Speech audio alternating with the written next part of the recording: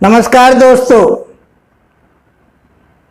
मैं आचार्य के.एस. शास्त्री वास्तु एवं ज्योतिषाचार्य सूर्या ज्योतिष में आपका स्वागत करता हूं।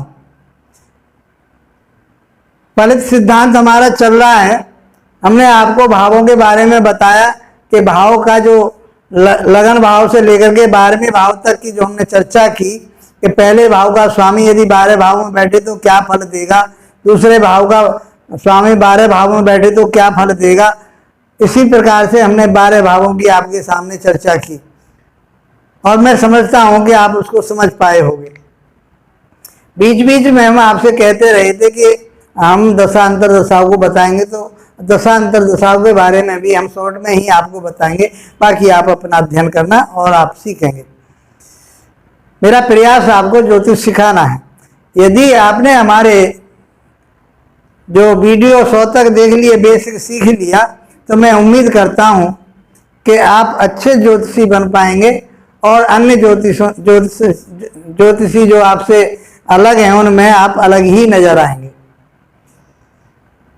आपको पूर्ण ज्ञान प्राप्त हो चुका होगा उसमें। दशा अंतर दशा की बात हम करेंगे आज। तो ये कैसे निकाली जाती है और इसका क्या महत्व होता है। तो जब जातक के बारे में पूछा जाता है कि ये बच्चा पढ़ेगा या नहीं पढ़ेगा, इसकी शादी कब होगी, ये नौकरी इसकी कब लगेगी, विवाह कब होगा, तो जो ये कब वाली जो बात आती है उसका अर्थ ये होता है वो समय पूछ रहा है आपसे और समय के बारे में आपको बताना पड़ेगा। तो बृहदहोरा शास्त्र में समय का निर्धारण विश्वोत्तरी महादशा से किया गया है कि वो ग्रह कब फल देता है अपना, जब उसकी दशा अंतर दशा आती है।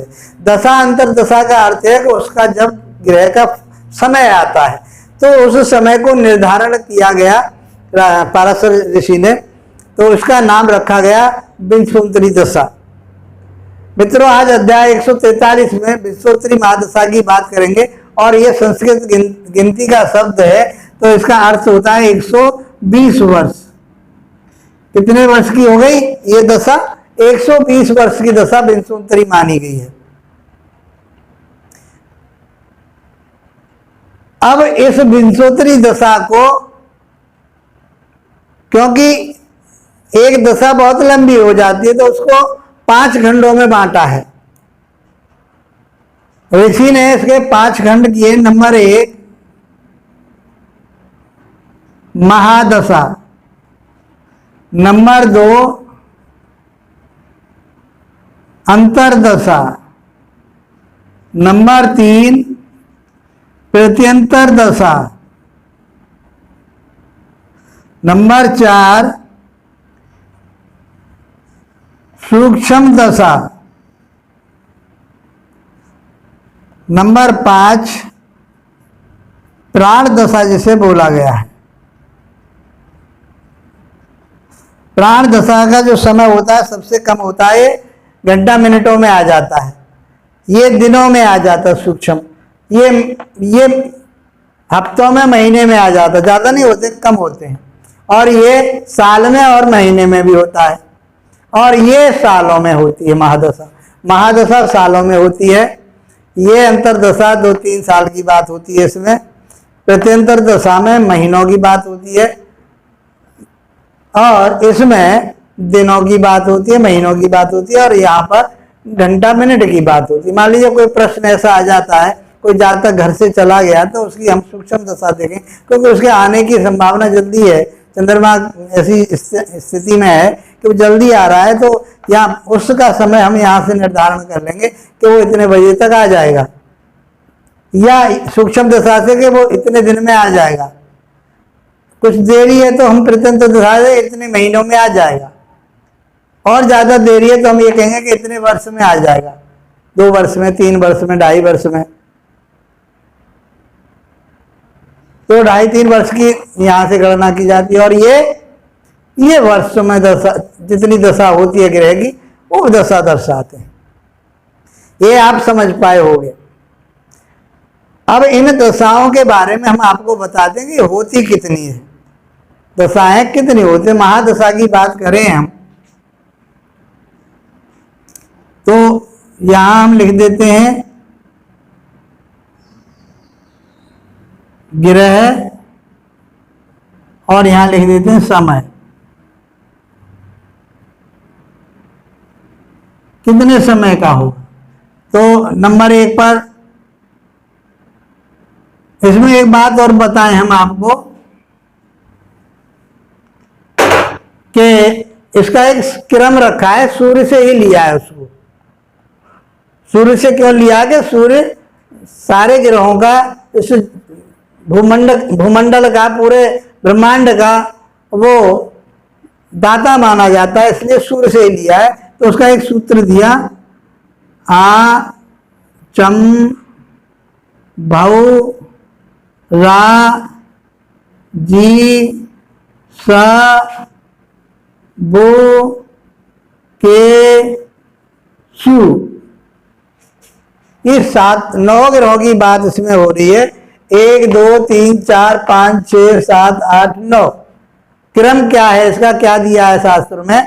आ चम भौ रा जी स बो के सु। ये क्रम है, ये दशाओं का क्रम है, महादशाओं का क्रम है। यही क्रम रहेगा अंतरदशाओं का, यही क्रम रहेगा सूक्ष्म दशाओं का, प्रत्यंतर दशा, सबका क्रम यही रहेगा, कोई बदलाव नहीं होता। मैं इसका समय निर्धारण किए देता। पहले ये बता दूं, आ का अर्थ क्या है? आदित्य कहा गया है सूर्य नारायण को। शास्त्रों में इसका जो पर्यायवाची शब्द है वो आ शब्द का अर्थ है आदित्य। आदित्य माने सूर्य, आदित्य माने सूर्य। चंद्र का मतलब है चंद्रमा।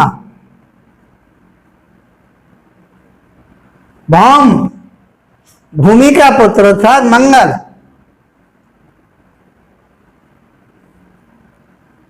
रा से राहु। जीव का अर्थ, जी से जीव, जीव माने गुरु। जीव जो कहा गया है संस्कृत में गुरु के लिए कहा गया है। गुरु के बाद में किसी की दशा है से शनि। शनि के बाद में फिर बुध की दशा, बुध से बुध। फिर केतु की दशा, के से केतु और सु से शुक्र की दशा। ये क्रम हमारा शास्त्रों में दिया गया है। पाराशर ऋषि ने इस क्रम से इसको लिया है।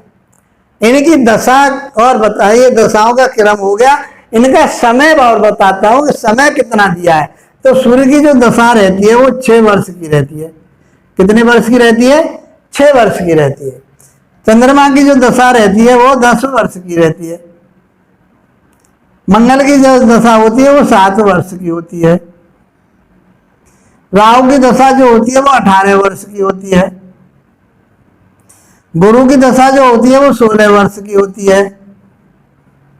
शनि की दशा जो होती है वो 19 वर्ष की होती है। बुध की दशा जो होती है वो 17 वर्ष की होती है। केतु की दशा मंगल के बराबर 7 वर्ष की होती है। और शुक्र की दशा सबसे ज्यादा होती है 20 वर्ष की।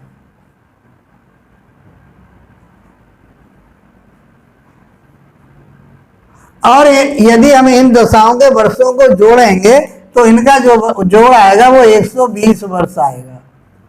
इसलिए इसका नाम जो रखा गया वो विश्वोत्तरी दशा रखा गया। समझ पाए होगे आप? इनका जब टोटल करोगे तो ये 120 वर्ष आएंगे। तो शास्त्र में ये माना गया है, ऋषि पाराशर ने जातक की जो उम्र बताई है वो 120 वर्ष बताई है। इतना आप समझ पाए होगे, बहुत आसान है। फलित ज्योतिष में ऐसा ही बताया है, मैं वही बात आपको बता रहा हूं। महादशा के बारे में बात हुई। महादशा के बाद में फिर अंतरदशा आती है। अंतरदशा में भी अंतर होता है, उसको प्रत्यंतर दशा कहते हैं। उसमें भी अंदर सूक्ष्म होता जाने के लिए ये सूक्ष्म दशा होती है, ये प्राण दशा होती है। इनका समय निर्धारण मैंने आपको बता दिया। ये पूरे वर्षों की होती है। जैसे सूर्य की दशा है तो पूरी सूर्य की दशा 6 वर्ष की होगी, ये होगी महादशा। उसमें मान लीजिए अंतर आ गया, अंतर 3 वर्ष तक जाता है, ज्यादा से ज्यादा 3 वर्ष तक जाता है, ये मान के चलिए। तो मान लीजिए सूर्य में सूर्य की, अब ये भी बात आपको समझनी पड़ेगी कि जिस जन्म के समय पर जिस ग्रह की दशा चल रही है, महादशा चल रही है, उसी की प्रत्यंतर दशा चलेगी उसी समय में। और उसी समय पर जब जन्म हुआ है उसी में प्रत्यंतर दशा चलेगी। किसकी? सूर्य की। मान लीजिए सूर्य की में ही हुआ था जाता तो सूर्य की ही दशा चलेगी, सूर्य की अंतर दशा चलेगी, सूर्य की ही प्रत्यंतर दशा चलेगी, सूर्य की ही सूक्ष्म दशा चलेगी, सूर्य की ही प्राण दशा चलेगी। क्रम हमारा यही रहेगा। सूर्य की चल रही है, सूर्य के बाद में फिर चंद्रमा की शुरू हो जाएगी महादशा।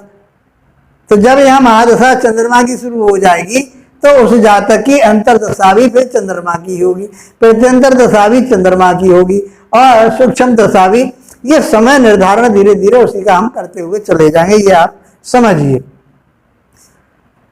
जिस समय जातक का जन्म हुआ है उस समय मान लीजिए चंद्रमा की दशा चल रही थी या शनि की दशा चल रही थी, तो शनि में ही अंतरदशा किसकी चलेगी? शनि की ही चलेगी। शनि की महादशा हो गई।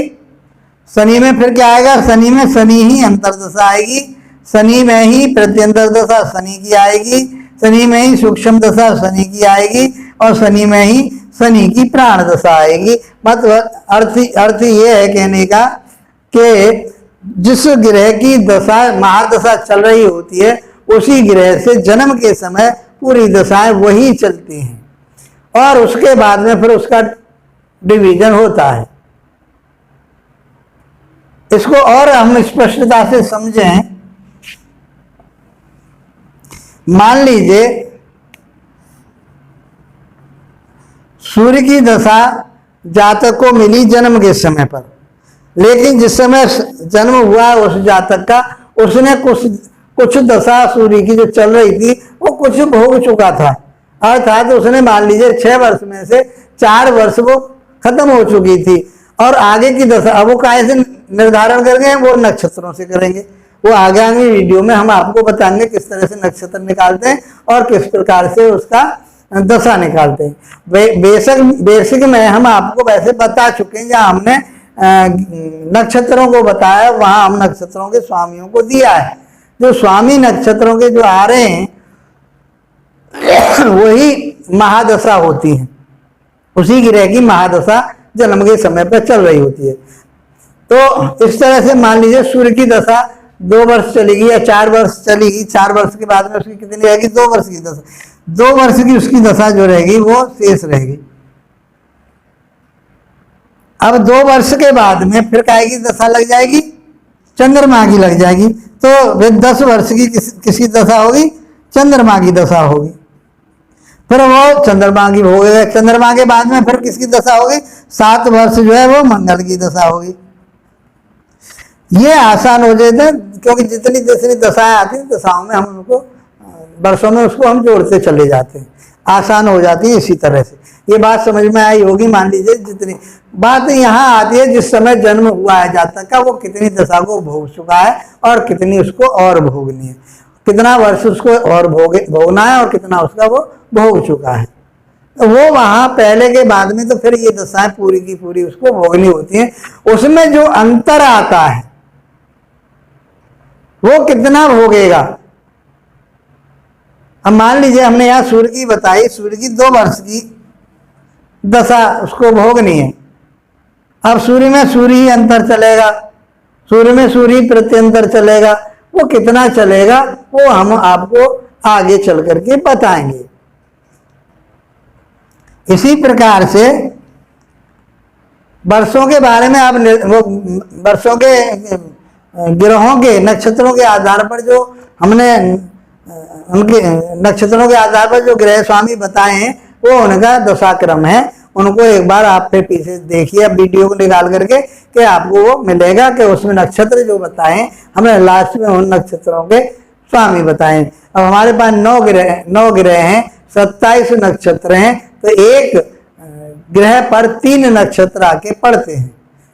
तो उन 3 नक्षत्रों में एक ग्रह के पास 3 नक्षत्र हैं, उनमें से कौन से नक्षत्र में जातक का जन्म हुआ है, कौन से चरण में जातक का जन्म हुआ है, उस आधार पर हम दशा अंतर दशा को भी, अंतरदशा को भी, प्रत्यंतर दशा और सूक्ष्म दशा और प्राण दशाओं को निकालेंगे। आप यदि हमसे ये कहेंगे कि भाई हमें गणित भी पढ़ाना है इसका, तो हम गणित संख्या आपको लिए बताएंगे, लेकिन मैं नहीं समझता कि उसकी आवश्यकता है, क्योंकि आज टेक्नोलॉजी का युग आ चुका है और टेक्नोलॉजी में सेकंड तक की बात आज सॉफ्टवेयरों में मिल जाती है। अच्छे अच्छे सॉफ्टवेयर आए हैं, आप उनको लोड कर लीजिए, अपने मोबाइल में कर लीजिए, आप अपने लैपटॉप में ले लीजिए सॉफ्टवेयर, तो उनसे आपको फ्री के सॉफ्टवेयर बहुत से आपको मिल जाएंगे, आप उनको करिए और उसमें देखिए। तो मैं ये समझता हूं कि आज के टाइम में इस चीज को, क्योंकि जब तक आप दशा और अंतर दशा निकालने के चक्कर में लग जाओगे, इतना तो किसी के पास समय नहीं है। जो आपसे पूछने आया है वो आदमी उदास होकर के चल देगा, उदासीन हो जाएगा, अरे इन्होंने क्या लफड़ा डाल दिया। तो इसलिए आप उस टेक्नोलॉजी का फायदा उठाइए और दशा अंतर दशा उसमें देखिए। मैं आपके लिए फलित के बारे में अवश्य बताऊंगा कि फलित कैसे किया जाएगा। मैं फलित पर आपके लिए ज्यादा जोर दे रहा हूँ, गणित सिद्धांत पर कम जोर दे रहा हूँ। आप कहेंगे तो मैं सक्षम हूँ उसको आराम से, कैसे ग्रह स्पष्ट किए जाते हैं, कैसे भाव स्पष्ट किया जाता है, कैसे दशाएं अंतर दशाएं निकाली जाती है, प्रत्येक दशा के बारे में हम आपको बताएंगे कि कैसे ये दशा कैसे बनी, कैसे कैसे सब कुछ आपको आसानी से हम बता सकते हैं। लेकिन मैं उस झमेले में आपको नहीं चाहता कि आप उस झमेले में जाएं। आप टेक्नोलॉजी का फायदा उठाइए। फलित सिद्धांत में हम आपको बताएंगे कौन सा ग्रह कैसे तरह से फल देगा, क्योंकि इसके फल के भी दो सिद्धांत बताए। जिस ग्रह की दशा चल रही है उस ग्रह के सधर्मी, उसके धर्म वाले, और दूसरा होता सह संबंधी, उसके साथ संबंध करने वाले ग्रहों की जो दशा अंतर दशा चलती है उनके आधार पर फल देते हैं।